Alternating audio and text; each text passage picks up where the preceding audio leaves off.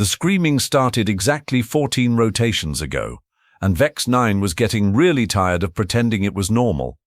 Standing in the observation deck of the Nexus Command Center, he watched another wave of purple energy ripple across the planetary surface below.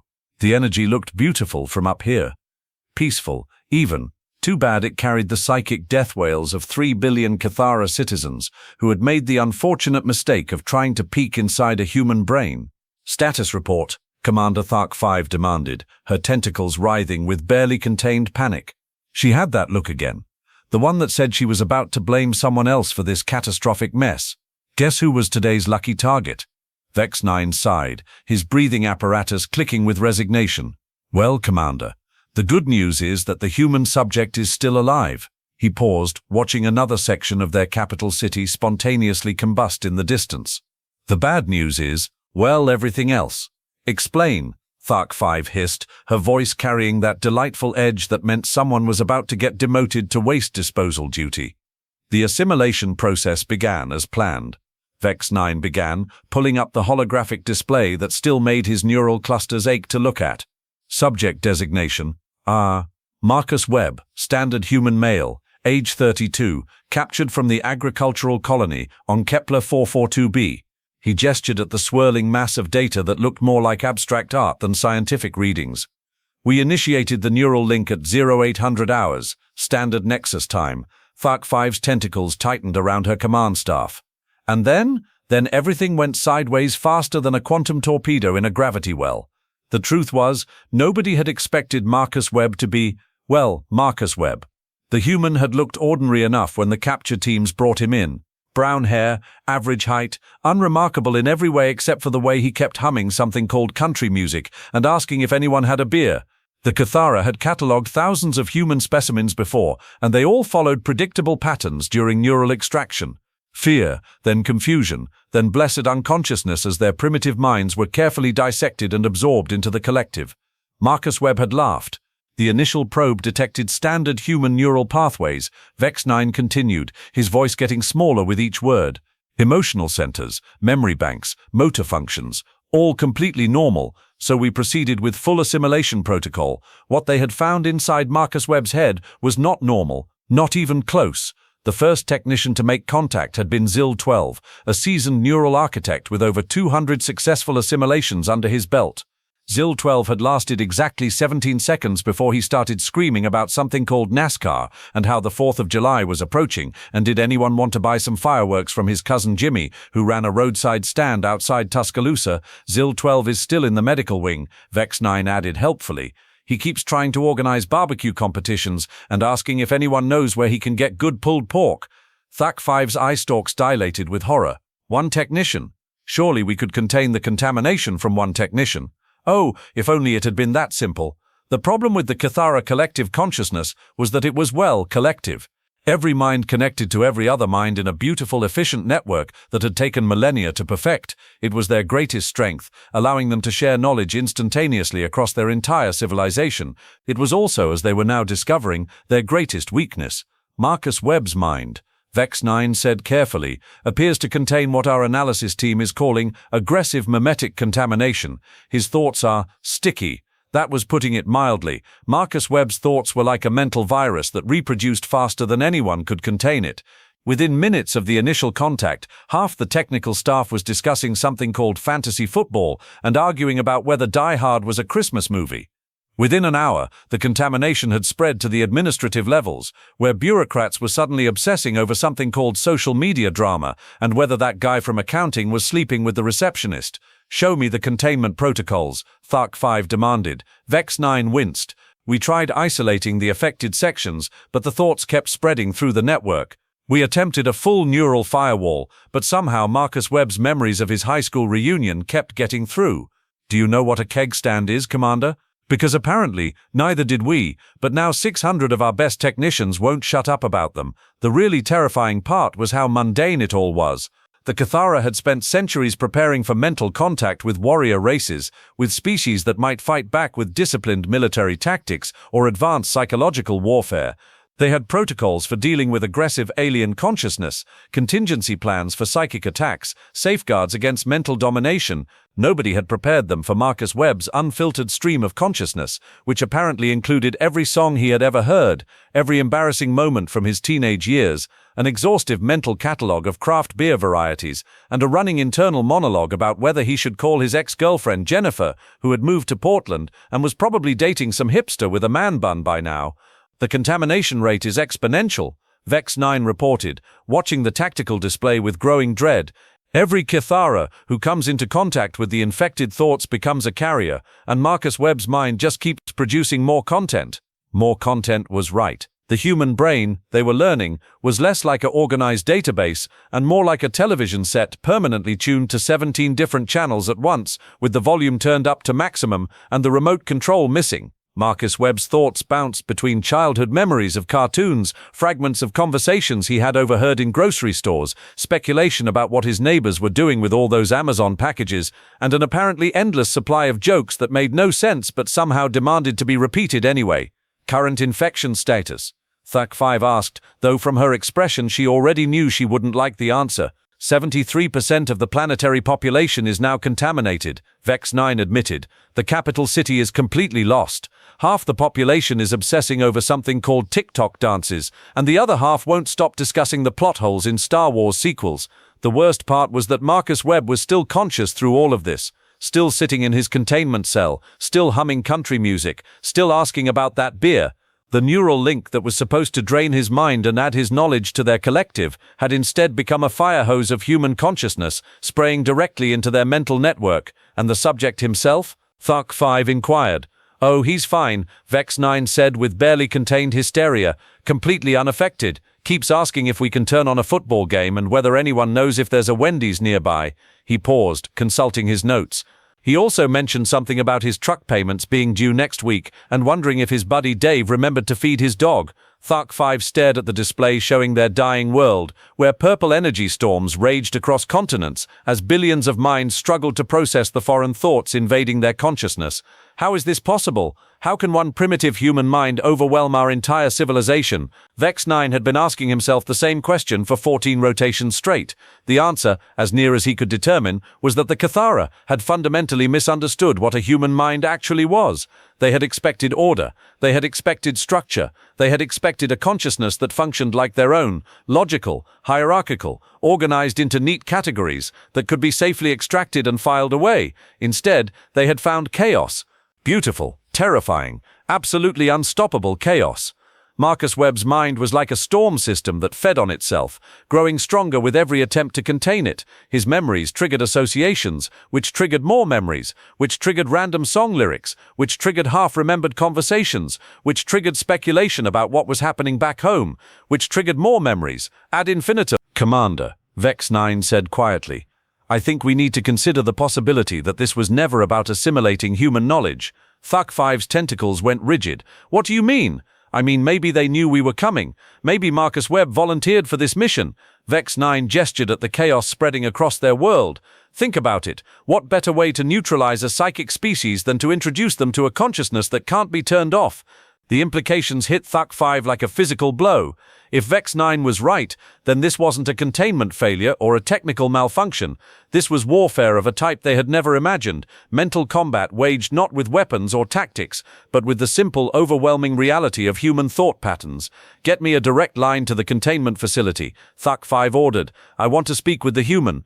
Commander, I strongly advise against. Now. The transmission crackled to life, and suddenly Marcus Webb's voice filled the command center. He sounded exactly like what he was, a completely ordinary human being who found himself in an extraordinary situation and was dealing with it the way humans apparently dealt with everything. Oh, hey there, Marcus said cheerfully. Y'all the folks in charge. Listen, I don't suppose you could turn down that purple light show outside. It's making it real hard to sleep, and I have got this thing where I need at least 8 hours, or I get cranky. Also, seriously, what does a guy have to do to get a cheeseburger around here? Thuck5 stared at the communication device as if it had personally insulted her ancestors. This was their unstoppable mental weapon, this cheerful, rambling creature who seemed more concerned about food than the fact that he was single-handedly destroying an entire civilization. Human, she began carefully, do you understand what you have done to our world? Well, honestly, that's kind of a loaded question, Marcus replied. I mean, from my perspective, y'all kidnapped me while I was checking on my tomatoes, stuck me in this weird room, and then did something that made everyone start screaming. So really, I'd say you did it to yourselves. The casual dismissal in his voice made Vex 9's neural clusters clench with something that might have been respect or might have been terror. Marcus Webb was not only immune to their mental probing, he was completely unbothered by it. You are destroying our collective consciousness, Thak-5 said, her voice rising with desperation. Your thoughts are contaminating our entire species. Huh? Marcus said thoughtfully. That's weird. Back home, most folks complain that I don't think enough. He paused. Although my ex-wife Linda did say I had too many opinions about football for one person, maybe she had a point. And there it was again. That casual reference to a life, a world, a completely alien way of existing that somehow managed to be simultaneously mundane and incomprehensible. The Cathara collective mind evolved over millions of years to process and categorize information with perfect efficiency, was choking on the sheer randomness of human consciousness. Human. Thak-5 tried again. We need you to stop thinking. The laughter that came through the communication system was warm, genuine, and absolutely terrifying in its complete lack of malice. Lady, I have been married twice and worked in customer service for 15 years, Marcus said. If I could stop thinking, I would have figured that out a long time ago. Vex 9 felt something crack inside his mind as the implications sank in. They couldn't turn off Marcus Webb's thoughts, because Marcus Webb couldn't turn off his own thoughts. This wasn't a weapon, or a strategy, or a carefully planned attack. This was just what humans were. Commander, Vex 9 whispered, we need to evacuate the planet. But even as he said it, he knew it was too late. The contamination was spreading too fast, jumping from mind to mind across their quantum communication networks. Soon it would reach the outer colonies, then the trading partners, then every corner of Kythera space, and somewhere in a containment cell far below, Marcus Webb was probably still humming country music and wondering if anyone had remembered to record his favorite cooking show. The screaming continued, but now Vex 9 thought he could hear something else mixed in with the psychic agony of his dying civilization. Laughter. Human laughter.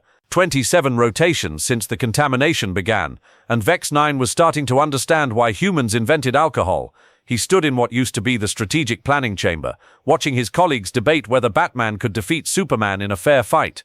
The irony was not lost on him that the most advanced military minds in Kythera space were now completely obsessed with fictional characters from a species they had intended to subjugate.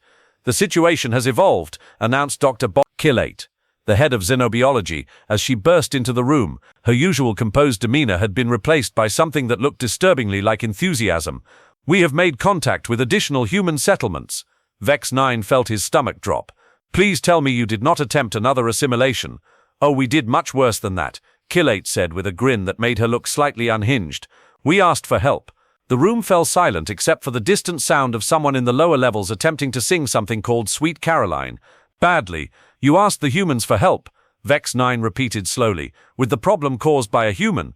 It seemed logical at the time, Kilate replied, though her expression suggested she was beginning to question that logic. We contacted the colony where Marcus Webb originated, explained our situation, requested technical assistance. Commander Thak-5, who had been oddly quiet since her conversation with Marcus, suddenly looked up from where she had been doodling what appeared to be cartoon characters on official military documents. What did they say? Kilate's grin widened. They laughed, for approximately 14 minutes straight. Then they said, and I quote, "Yeah, that sounds like Marcus. Good luck with that." That's it, Vex 9 demanded. That's their response to us explaining that one of their species is mentally dismantling our entire civilization. Well, no, Kilate admitted. They also asked if we had tried turning him off and on again. The suggestion was so absurdly human that Vex 9 found himself laughing despite everything, which was concerning because Kythera did not typically laugh. They expressed amusement through a complex series of clicking sounds and tentacle movements. This new behavior was definitely another symptom of the contamination. There's more, Kilate continued. The humans have agreed to send a delegation to assist with the situation. A delegation? Thak-5 perked up. Military specialists? Psychic warfare experts? Marcus Webb's ex-wife and his drinking buddy Dave. The silence that followed was broken only by the sound of Vex 9's breathing apparatus making what could generously be called a wheezing noise. They are sending his ex-wife, Vex9 said carefully, to help us deal with Marcus Webb. Her name is Linda Webb Patterson. Killate consulted her notes. She's a dental hygienist from Mobile, Alabama. Apparently, she's the only person who ever successfully got Marcus to shut up, and I quote, when he got going on one of his tangents about why hot dogs are technically sandwiches. Vex9 stared at the tactical display, where the contamination zones had now spread to cover 91% of the planetary surface. In the red zones, Cathara citizens were attempting to recreate something called professional wrestling. In the yellow zones, they were arguing about whether pineapple belonged on pizza. In the purple zones, they had organized into competing factions based on their preferred carbonated beverage brands. And Dave Kowalski, age 34, works at a tire shop, owns a boat, and according to his file, once talked Marcus out of buying a motorcycle by explaining the statistical likelihood of road rash. Killate paused. The humans seemed to think this was relevant expertise. They are treating this like a domestic dispute, Vex9 realized. I think, Killate said slowly, that from their perspective it is. The implications were staggering. The humans were not viewing this as an act of war or even as a significant crisis. To them, Marcus Webb was just being Marcus Webb, and the fact that his ordinary mental processes were destroying an alien civilization was treated as a minor inconvenience that could be solved with the right combination of familiar voices and common sense. When do they arrive? Thark 5 asked. They are already here. The docking bay was in chaos when they arrived. Not the organized chaos of a military emergency, but the very specific chaos that occurred when beings evolved for collective thinking suddenly found themselves obsessing over individual personalities they had never met. Linda Webb Patterson was exactly what Vex9 had expected a human ex-wife to be, practical, unimpressed, and radiating the kind of barely contained irritation that suggested she had dealt with Marcus Webb's nonsense for years and was not about to be intimidated by a few tentacled aliens. Dave Kowalski was drinking something from a metal container and nodding along to music that only he could hear through small devices inserted in his ears. He looked around the docking bay with the casual interest of someone touring a moderately interesting museum. So, Linda said without preamble, "Where's Marcus?" "Containment level 7, Vex9 replied, leading them toward the transport tubes. "Under maximum security protocols." Linda snorted. "Honey, Marcus once got locked in a Walmart bathroom for 3 hours and came out with a business plan for selling custom fishing lures. Your maximum security is probably just giving him more time to think of new ways to annoy people." She was not wrong. The security reports from the containment level had become increasingly bizarre over the past week. Marcus had somehow convinced his guards to bring him materials to construct what he called a proper chair out of salvaged equipment. He had organized a betting pool on whether his captors would figure out how to turn off the neural link. He had started a philosophical discussion about the nature of consciousness that had lasted for 6 hours and left 3 senior researchers questioning their entire understanding of mental architecture. "Ma'am," Vex9 began carefully, "we need you to understand the scope of what we are dealing with. Your former husband's thought patterns are contaminating our entire collective consciousness. Our civilization is collapsing." Linda replied, examining her fingernails. "And you tried to what? Exactly? Suck out his brain?" "We attempted to assimilate his knowledge through a neural interface, without asking." "Well, yes, but after kidnapping him. The acquisition of specimens is standard, while he was gardening." Vex9 fell silent. When she put it like that, their entire operation sounded less like advanced xenobiology and more like a really poorly planned kidnapping. "Look," Linda continued, "Marcus is annoying, but he's not malicious. He's just a lot, all the time. I married him because he was sweet and funny and had this way of making everything seem interesting. I divorced him because he made everything seem interesting, including things that really didn't need to be interesting." "Such as?" Vex9 asked, though he was beginning to suspect he knew the answer. "Such as why the grocery store changed their floor wax, or whether the mailman was taking a different route, or if the dog next door was actually trying to communicate something important when it barked at 3 in the morning. Linda sighed. "Marcus doesn't have an off switch. He thinks about everything, all the time, and he thinks about it out loud." Dave removed one of his ear devices. "She's right. Marcus once spent 2 hours explaining why he thought traffic lights were a conspiracy to control human behavior patterns. Turned out he was probably right, but still, they reached the containment level, where the sound of Marcus's voice could be heard echoing through the corridors. He appeared to be in the middle of a detailed explanation of why he thought alien architecture was impractical for creatures with tentacles. I mean, come on." Marcus was saying to someone. All these straight lines and right angles. You guys are basically organic rope. Why not make everything curvy? It's like building a house designed for humans and then only hiring snakes to live in it. Linda rolled her eyes. Yep, that's Marcus. They found him in a cell that had been transformed into something resembling a human living space. Marcus had somehow convinced his guards to bring him cushions, a small table, and what appeared to be a crude but functional barbecue grill constructed from repurposed alien technology. Linda, Marcus jumped up with genuine pleasure. And Dave, man, this is great. I was just explaining to Big 7 here about the fundamental flaws in their ventilation system. Did you know they don't have windows? How do you get fresh air without windows? Marcus, Linda said with the patience of someone who had clearly had this conversation before, these people are very upset with you. Are they? I thought they were just really bad at conversation. Marcus looked around at the assembled Cathara officials. No offense, guys, but your small talk needs work. Mr. Webb, Commander SCI-FI interjected, your mental processes are destroying our civilization. Huh, Marcus said thoughtfully. That's weird. Usually, people just say I'm annoying. He turned to Linda. Am I more annoying than usual? Because I have been thinking about that thing with the tomatoes, and I'm pretty sure I figured out what was eating them. Marcus, Linda said firmly, focus. These aliens connected their brains to your brain, and now they can't stop thinking your thoughts. Oh, Marcus said, brightening. That makes sense. I have been wondering why everyone around here keeps asking me about football scores. He paused. Wait, is that why they keep screaming? Because they are thinking about my thoughts? Yes, Vex 9 said weakly. Well, that's their problem, Marcus said reasonably. I didn't ask them to get in my head. That's like reading someone's diary and then complaining that their handwriting is messy. The comparison was so perfectly human that Vex 9 felt something inside his mind snap. Marcus Webb was not a weapon or a strategy, or even a particularly clever person. He was just a human being who had been living with his own thoughts for 32 years and had learned to cope with them the way humans coped with everything, by talking about it constantly and making jokes.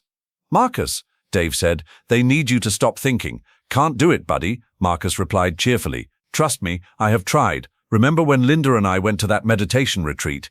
I spent 3 days trying to clear my mind and ended up composing a symphony about the sound the air conditioner made. It was not a good symphony, Linda added. It was a symphony, though, and it would have been longer if you hadn't made me leave early. Vex 9 watched this exchange with growing fascination.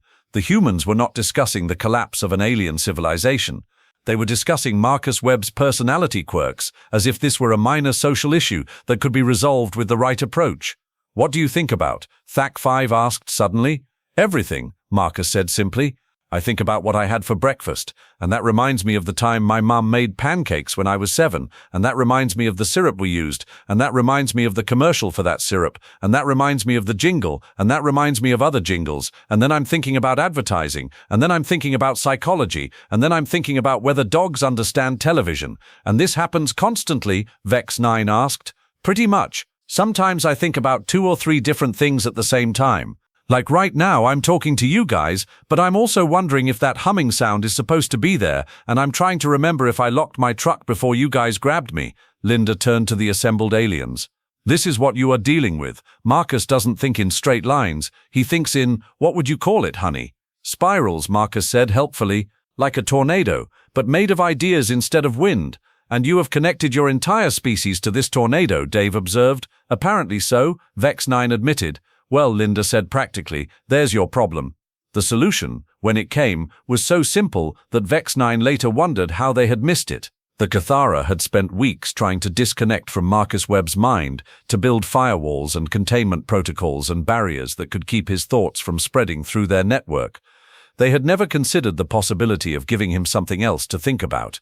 You need a distraction, Linda explained, something that will keep his brain busy enough that he's not broadcasting random thoughts to your collective thingy. Such as? SCI-FI asked. A project, Dave said. Marcus always thinks better when he's working on something. Remember when he rebuilt that entire engine just because he was bored? Or when he reorganized the entire filing system at work because he didn't like the way they had arranged the folders, Linda added. Marcus perked up. Oh, I have ideas about your filing system. It's terrible. Also, your lighting is all wrong, and whoever designed your chairs has never actually sat in one. You want to redesign our infrastructure? Vex 9 asked. I want to redesign everything, Marcus said enthusiastically. Your whole setup is inefficient. I have been thinking about it for weeks, and I have so many ideas, like why don't you have coffee? How do you function without coffee? And what's with all the purple? Purple is fine, but maybe mix in some other colors. And the acoustics in here are terrible. Sound bounces around like he kept talking, but something had changed. Instead of the random, chaotic stream of consciousness that had been flooding their network, Marcus was now focused on specific problems with specific solutions. His thoughts had structure, direction, purpose. It's working, Vex 9 whispered. Across the planet, the screaming began to subside.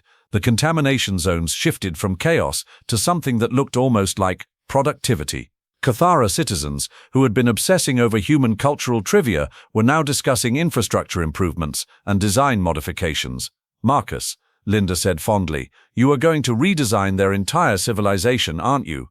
Only if they want me to, Marcus replied. But yeah, probably. This place has potential, but it needs work. 6 months later, Vex 9 stood in the newly renovated observation deck, sipping something that Marcus had taught them to call coffee and watching the sunrise through actual windows. The planet below hummed with activity as Cathara citizens worked on projects that Marcus had designed, debated improvements that Marcus had suggested, and generally thought about things in ways that Marcus had taught them. The collective consciousness was still there, but it was different now, more flexible, more creative, more human. Status report, Commander Thak 5 requested, though her tone was more curious than demanding these days. Marcus has finished the new transportation system, Vex 9 reported. He's now working on something he calls proper recreational facilities. Apparently, our idea of entertainment was, and I quote, sadder than a country song about a dead dog. And the contamination, Vex 9 considered the question. The contamination was complete. Every Cathara in the galaxy now carried some trace of human thought patterns in their consciousness. They asked questions that had no practical answers, pursued hobbies that served no logical purpose, and sometimes spent entire days thinking about nothing more important than whether the sunset looked particularly nice. Under control, he said finally. It was not exactly the truth, but it was not exactly a lie either. Marcus Webb had not been contained so much as he had been channeled. His thoughts still flowed through their network, but now they flowed with purpose. He had become less of a mental virus and more of a consultant. Vex 9, Thark 5 said quietly, do you think we are still Cathara? It was a question that had been bothering him for months. The answer was complicated. They were still Cathara, they still shared a collective consciousness, still valued efficiency and logic, and the pursuit of knowledge, but now they also valued things like comfortable chairs and good coffee and the way music sounded when you were not really listening to it. I think, Vex 9 said slowly, that we are better Cathara. Somewhere in the distance, Marcus Webb was probably explaining to someone why their new park design needed more trees and maybe a pond for ducks. And across the galaxy, millions of Cathara minds were listening to his thoughts and thinking, for the first time in their species' history, that maybe efficiency was not the only thing that mattered. The invasion had failed completely, the assimilation had succeeded beyond their wildest dreams, and Marcus Webb was still asking if anyone had remembered to feed his dog. Some things, Vex 9 reflected, were gloriously, perfectly human, and maybe that was not such a bad thing after all.